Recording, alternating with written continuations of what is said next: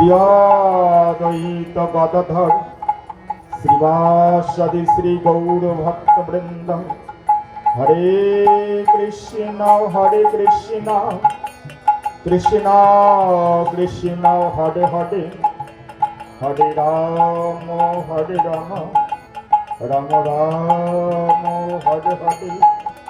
নিতাই গৌর সীতানাথ প্রীতি প্রেমানন্দে হরে হরে।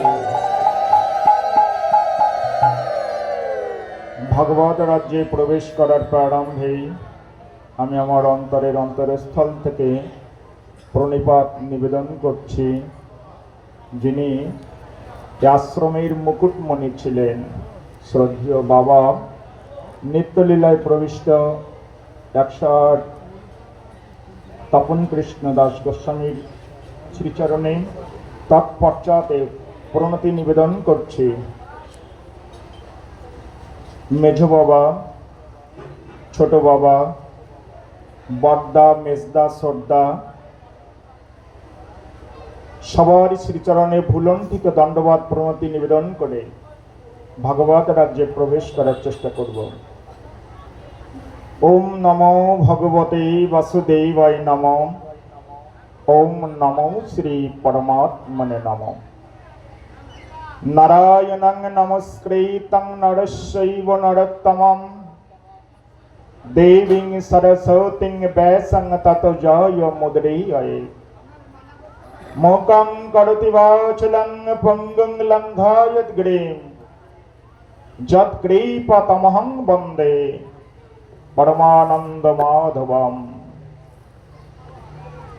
ভগবত বন্দনায় প্রথমেই আমাদের শিক্ষা দিয়ে দিচ্ছে তমাদি দেবং করুণানিধনং তমলবন্ন সুহিতাবতডাম অপর সংসার সমুদ্রে সেতুম ভজমহম ভগবত স্বরূপম।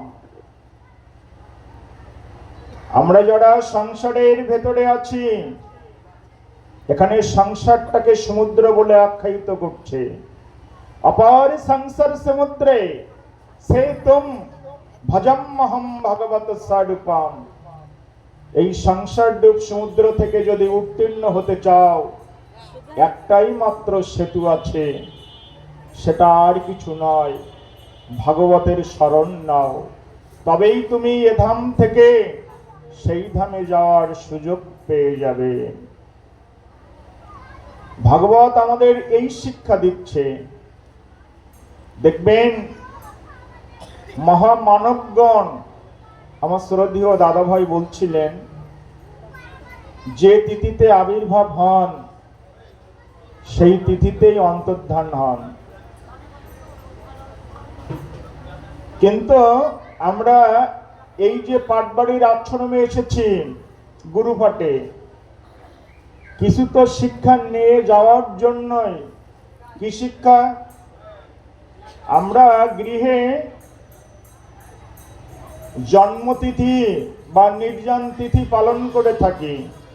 এইসব তিথিগুলো আমাদের কিভাবে করা উচিত? দেখবেন অনেক রকম ভাবে হচ্ছে। বিভিন্ন জায়গায় জন্মতিথি পালন করা হয়, বাজার থেকে কেক নিয়ে এসে একটা মোমবাতি জ্বালিয়ে মোমবাতিটা ফু দিয়ে নেভানো হবে, আর সবাই কি বলবে? হ্যাপি বার্থডে টু ইউ, এরকম বলবে। কিন্তু এটা কি শাস্ত্রসম্মত? প্রদীপ নিভানো বা আলো নিভিয়ে দেওয়া কি ভালো লক্ষণ? সমস্যা এক জায়গায় ঘটে গেছে। সনাতন হিন্দু ধর্মের মানুষ আমরা ধর্মের নির্দেশিত পথে চলার চেষ্টা করছি না। ধর্মের নির্দেশিত পথ আমাদের দেখিয়ে দিচ্ছে, যা শাস্ত্র বিধিমুচ্ছিদ্য বর্তন্তে কামকারত ন সা সিদ্ধিং বপুন্নতি ন সুখং ন পরম গতি। যদি কেউ শাস্ত্রের নির্দেশ মেনে না চলো, তাহলে কয়েকটা জিনিস তোমার বড় ক্ষতি হয়ে যাবে। তার প্রথমটা, ন সুখং, সব থাকবে কিন্তু সুখ থাকবে না। তাই তো এই নির্জন তিথি বা জন্ম উৎসব করতে গেলে শাস্ত্রের নির্দেশ মেনেই করতে হবে। শাস্ত্র কি বলছে? শঙ্কর নরকৈব কুলগ্ধানং কুলঘাতস্য পতন্তে পীতরহস্যং লুপ্ত পিণ্ড উদক ক্রিয়া। বিষ্ণুর নিবেদিত প্রসাদ ছাড়া আর কোনো কিছু গ্রহণ করা ঠিক নয়। আমরা অনেকেই ভাবতে পারি যিনি এ জগৎ ছেড়ে চির বিদায় নিয়ে চলে গেছে তার আর অস্তিত্ব কোথায় খুঁজব? আচ্ছা, সত্যি কি আমাদের মৃত্যু হয়? মৃত্যু হয় কার? দেহে। আত্মার মৃত্যু হয় তো? তাই তো শাস্ত্র সিদ্ধান্ত দিচ্ছে, নৈনং সিদ্ধন্তি শাস্ত্রাণি নৈনং দাহতি পাবকা ন চেনং কদম তপন শাসতি মাদিত। আত্মার কোনোদিন বিনাশ হয় না। সেই আত্মাকে যদি সুখ দিতে চাও তাহলে ভগবানের কথা, ভগবানের নিবেদিত প্রসাদ দিয়েই তাকে সুখ দেওয়ার চেষ্টা করো। আমার শ্রদ্ধেয় বাবা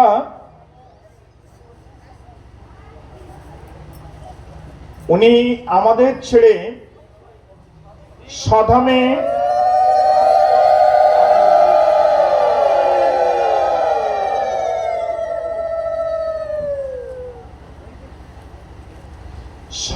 ফিরে যাওয়ার আগে ওনার সাথে সঙ্গে আমি থাকতাম সব সময়। উনি রাখতেন আমাকে, কারণ আপনারা অনেকেই অবগত আছেন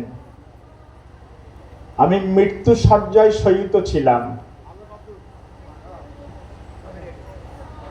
তখন আমার শ্রদ্ধেয় গোবিন্দ দাদার সঙ্গে আমার এত ভালো পরিচয় হয়নি। উনি একটা যজ্ঞের ভেতরে ছিলেন, পৌরোহিত্য করছিলেন। উনি শুনলেন যে আমার শরীর খারাপ, আমি মৃত্যু শয্যায় শয়িত আছি। বাবার কাছ থেকে শুনে বাবা মনে হয় দাদাকে পাঠিয়ে দিয়েছিলেন। উনি গিয়েছিলেন। আমি উঠে যে প্রণাম করব সেই শক্তিও আমার ছিল না। সযত্নে ভালোবাসার টানে আমি যে বিছানায়টা শুয়েছিলাম, দাদা যে আমাকে জড়িয়ে ধরেছিল ওইভাবেই, আপনার কিছু হবে না, সব ঠিক হয়ে যাবে, রাধারানী কৃপাময়, আপনি ভালো হয়ে যাবেন। এই কথাগুলো বলতে বলতেই দাদার চোখ থেকে দুফোঁটা জল আমার গায়ে পড়ে গিয়েছিল। কিন্তু ওই জলের যে কত মূল্য বুঝলাম কখন জানেন? যে সত্যিকার অর্থে ডাক্তার যেটা পারে না, ভক্তের নয়ন জল সেটা পারে। দাদার ওই দুফোঁটা চোখের জল আমার গায়ে পড়াতে আস্তে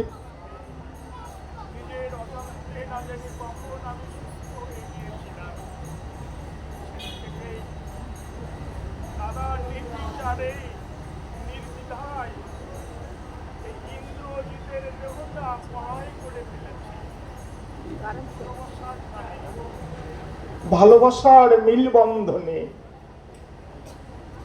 বাবার যে সময় হার্টে অপারেশন করানো হয়েছিল আপনারা সবাই জানেন, তারপরও গুরুতত্ত্ব বলতে গেলে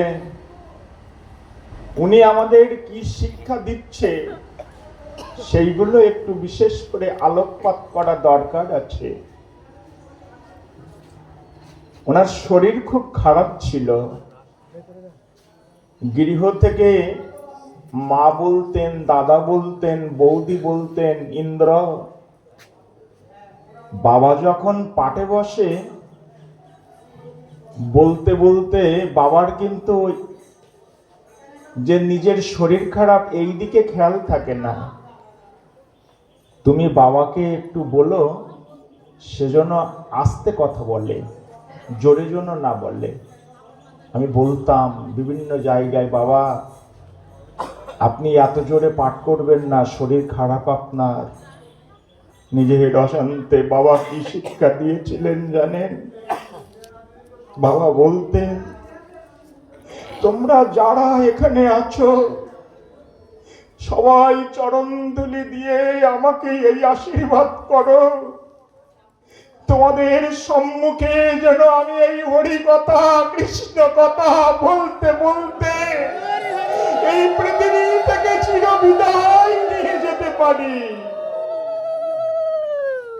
আসলে গতকাল রাতেও আমি বলছিলাম, মৃত্যুর পূর্ব মুহূর্তে কারা ভগবানের নাম করতে করতে সাধামে যেতে পারে? শুধুমাত্র যারা তার নামকে বেশি ভালোবেসেছে, হৃদয়ে যত্ন করে সে নামটাকে লুকিয়ে রেখেছে। মৃত্যুর পূর্ব মুহূর্তে কাউকে আর বলে দিতে হবে না, নাম করতে করতেই সাধামে যাওয়ার সুযোগ পাওয়া যায়। আমাদের ভাগবতেও সেই শিক্ষাই দিচ্ছে। যেদিন অনাদি আদি গোবিন্দ ভগবান শ্রীকৃষ্ণ বৃন্দাবন পরিত্যাগ করে অক্রূর মহাশয়ের রথে উঠে মথুরার উদ্দেশ্যে রওনা হয়েছিলেন, সংবাদ যখন বৃষভানু রাসনন্দিনী বৃন্দাবনেশ্বরী রাধারানীর কর্ণে গিয়েছিল, আলু থালু পাগলিনী উদ্ভ্রান্তের মতো ছুটতে ছুটতে গোবিন্দের রথের সম্মুখে এসে বাদী হয়ে দাঁড়িয়েছিলেন। কৃষ্ণা দাঁড়াও, এমনি ভাবে সাদের বৃন্দাবন পরিত্যাগ করে আমাকে ছেড়ে কোথায় যাচ্ছ? গোবিন্দ বলেছিলেন, অক্রূর মহাশয় রথ নিয়ে এসেছে, তাই বৃন্দাবন পরিত্যাগ করে মথুরায় যাচ্ছি। যেও না কৃষ্ণ, তুমি বৃন্দাবন পরিত্যাগ করে চলে গেলে তোমার বিহনে বধুয়া আমি বেঁচে থাকতে পারবো না। যেও না, এমনি ভাবে সাধের বৃন্দাবন পরিত্যাগ করে যেও না। কৃষ্ণ যখন বললেন, রাধা এভাবে বাদী হইও না, তুমি না বললে আমি তো যেতে পারি না, কিন্তু অক্রূর মহাশয় রথ নিয়ে এসেছে, আমাকে তো যেতে হবে। রাধারানী একটাই কথা বললেন, কৃষ্ণ সত্যি যদি তুমি যেতে চাও তাহলে এক কাজ করো বধুয়া, তাতে তোমারও মঙ্গল হবে আমারও মঙ্গল হবে। কি কাজ রাধা? তুমি যে রথের উপর বসে আছো, ওই রথখানি আমার বক্ষের উপর দিয়ে চালিয়ে দাও, তাতে তোমারও মঙ্গল হবে আমারও মঙ্গল হবে। জগৎজীবকে শিক্ষা দেওয়ার জন্য বললেন, রাধা তোমার কিসে মঙ্গল হবে? কৃষ্ণ বুঝলে না আমার কিসে মঙ্গল হবে? তোমার রথখানি যখন আমার বক্ষের উপর দিয়ে উঠবে, এই দেহ থেকে প্রাণ পাখি বেরিয়ে যাবে, আর প্রাণ পাখি বেরোনোর পূর্ব মুহূর্তে ওই রথের উপর তো কৃষ্ণ তুমিই থাকবে। এ দেহ থেকে যখন প্রাণ পাখি বেরিয়ে যাবে, বেরোনের পূর্ব মুহূর্তে কৃষ্ণ তোমার শ্রীবদন দর্শন করতে করতে এই দেহ ছাড়ার সৌভাগ্য আমি পেয়ে যাব। আর সাধুগুরু বৈষ্ণবের মুখে শুনেছি, মৃত্যুর পূর্ব মুহূর্তে যদি ভগবানের নাম গুণাগুণ করতে করতে, ভগবানের শ্রীবদন দর্শন করতে করতে মৃত্যুবরণ করার সৌভাগ্য পাওয়া যায়, মৃত্যুর পরে যেখানেই যাক না কেন সেখানেই যে সে আবার ভগবানকে পেয়ে যায়। বধুয়া, তুমি আমাকে ছেড়ে চলে গেলে তোমাকে তো পাওয়া হবে না। যে দেহে আমি তোমাকে পাবো না সেই দেহের আমার কি দরকার? এ দেহ পরিত্যাগ করে যেখানে গেলে আমি তোমাকে পাবো সেই জায়গায় আমি যেতে চাই। ভাগবতের এই কথা বাবা আমাদের মস্তিষ্কে ঢুকিয়ে দিয়েছেন। কিভাবে? রাধারানী তার জীবন ত্যাগ করে গোবিন্দের কাছে যেতে চাইছে। আর একটু আগে কি বললাম, বাবা কি বলতো? শরীর খারাপ, শরীর তো যে কোনো একদিন ছেড়ে দেবে। শরীরের জন্য মায়া নয়, তোমরা এই আশীর্বাদটাই করো যেন সেই অনাদির আদি গোবিন্দ ভগবান শ্রীকৃষ্ণের কথা বলতে বলতেই এই ধরাধাম থেকে আমি যেতে পারি। ঠিক যেন রাধারানীর কথাটাই উনি বললেন। আসলে রাধা তো আর কেহ নয়, রয়কারে রাধ ধয়াকারে ধা, রয়কারে রাজ শব্দে মুক্তি, ধয়াকারে ধা শব্দে ধাপিত হওয়া। যিনি মুক্তির পথে ধাপিত হয়েছেন তিনিই হচ্ছেন রাধা। পার্থিব জগৎ সংসারে সেই রাধারানী হলেন শ্রী গুরুদেব। তাই গুরুদেবই হচ্ছে স্বয়ং রাধারানী। গুরুদেব আমাদের শিক্ষা দিয়ে দিলেন। কৃষ্ণ কি বললেন? রাধা, বুঝতে পেরেছি তোমার কিছু মঙ্গল হবে। আমার রথখানি তোমার বক্ষের উপর দিয়ে উঠলে তোমার দেহ থেকে প্রাণ পাখি বেরিয়ে যাবে। আর প্রাণ পাখি বেরোনোর পূর্ব মুহূর্তে তুমি আমার বদন দর্শন করতে করতে মৃত্যুবরণ করার সৌভাগ্য পাবে। আর মৃত্যুর পরে যেখানে যাও না কেন সেখানে যে তুমি আবার আমাকেই পেয়ে যাবে। এটাই তো তোমার মঙ্গল হবে, এটা আমি বুঝলাম। কিন্তু তুমি বললে তোমারও মঙ্গল হবে, আমারও মঙ্গল হবে। এইবার বলো তো, কিসে আমার মঙ্গল হবে? তোমার মঙ্গলটা বুঝেছি, আমার মঙ্গলটা বলবে না? রাধারানী জগৎজীবকে শিক্ষা দেওয়ার জন্য বললেন, বধুয়া, কোন আপনজন, কোন প্রিয়জন যদি কোনো জায়গায় শুভ কাজে যাত্রা করে বের হয়, যাত্রার পূর্ব মুহূর্তে যদি কোন শবের মৃত মুখখানি দর্শন করে তবে তার যাত্রা নাকি শুভ হয়। বধুয়া, রথখানি যখন আমার বক্ষের উপর দিয়ে উঠবে আমি তো আর থাকবো না। কিন্তু বধুয়া, তোমার যাত্রাকে মঙ্গল করার জন্য, তোমার যাত্রাকে শুভ করার জন্য একটি বাড়ের তরে রথ থেকে নেমে আমার মৃত মুখখানি একটু দেখে যেও। বধুয়া, আমার মৃত মুখখানি দর্শন করে গেলে তাতে তোমার যাত্রা শুভ হয়ে যাবে। রাধা, এত ভালোবাসো তুমি আমাকে, নিজের জীবন পরিত্যাগ করে আমার যাত্রাকে তুমি শুভ করতে চাইছো? রাধা, তুমি তো বাইরের নও, তুমি আমার হৃদ মন্দিরে আছো।